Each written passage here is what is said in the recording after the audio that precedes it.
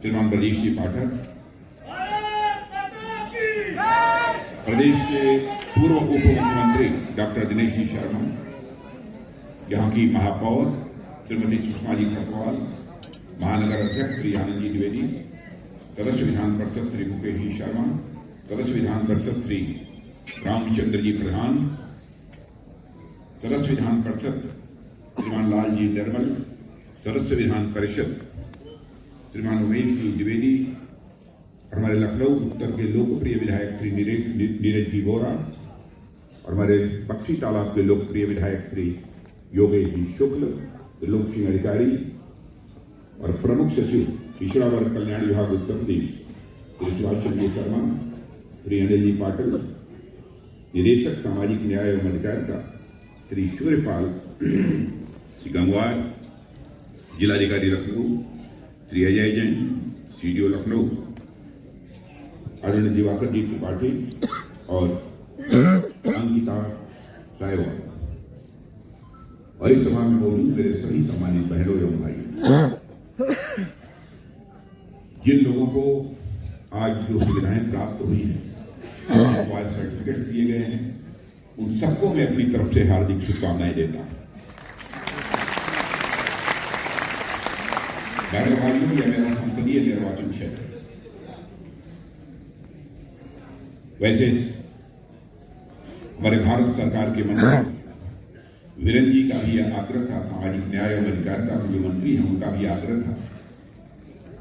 और प्रधानमंत्री कार्यालय भी ये चाहता था कि मैं आज आप सबके बीच यहाँ पर उपस्थित रहूं।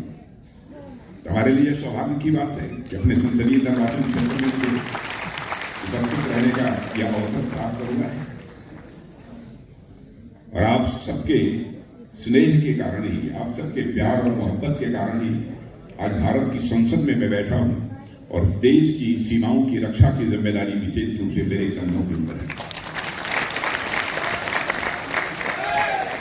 मैं आपको याद दिलाना चाहता हूं कि हमारे प्रधानमंत्री मोदी जी ने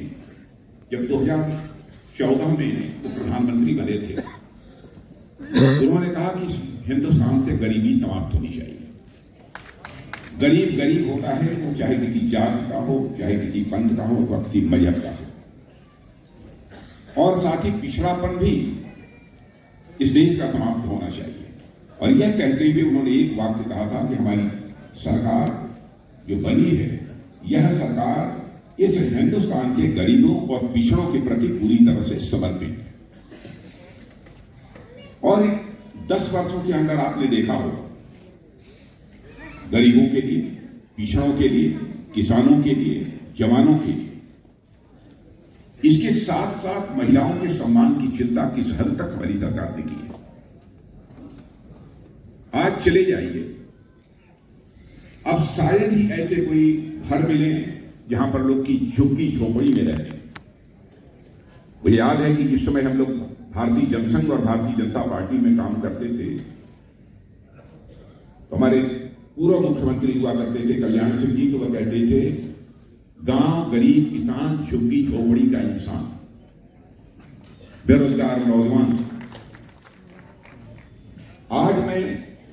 देश के लगभग सभी राज्यों में मुझे जाने का अवसर मिलता है, मैं देखता हूं कि शायद ही अब कहीं झुग्गी झोपड़ी बची हुई हो, सबके पास पक्के आवास बनते जा रहे हैं। और मैं पूरे विश्वास के साथ कहता हूं कि जिनके पास आज पक्के आवास नहीं है, मेरे बहनों भाइयों, पूरी तरह से आप आश्वस्त रहना, जिनके पास पक्के आवास नहीं है, उनके पक्के आवास आगामी 5 वर्षों के अंदर ही बंद कर रहेंगे। दुनिया की कोई ताकत नहीं कर सकेगी। हमारी सरकार की यह प्रतिबद्धता है, देश के गरीबों को भी देश की मुख्य धारा में लाकर हमको खड़ा करना है। जैसे समाज के सभी वर्गों को लोग भारत का मस्तक ऊंचा करने के लिए अपना अपना योगदान दे रहे हैं, जिनको गरीब कहा जाता है, जिनको वंचित कहा जाता है, वो भी प्रभावी तरीके से अपना योगदान दे सकें, उनके अंदर यह सामर्थ्य पैदा हो, इसके लिए हमारी सरकार पूरी तरह से प्रयत्नशील है। आज पीएम सूरज पोर्टल की लॉन्चिंग हुई,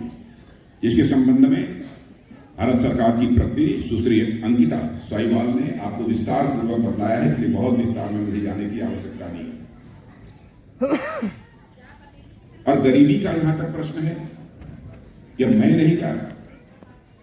नीति आयोग ने कहा है कि आजाद भारत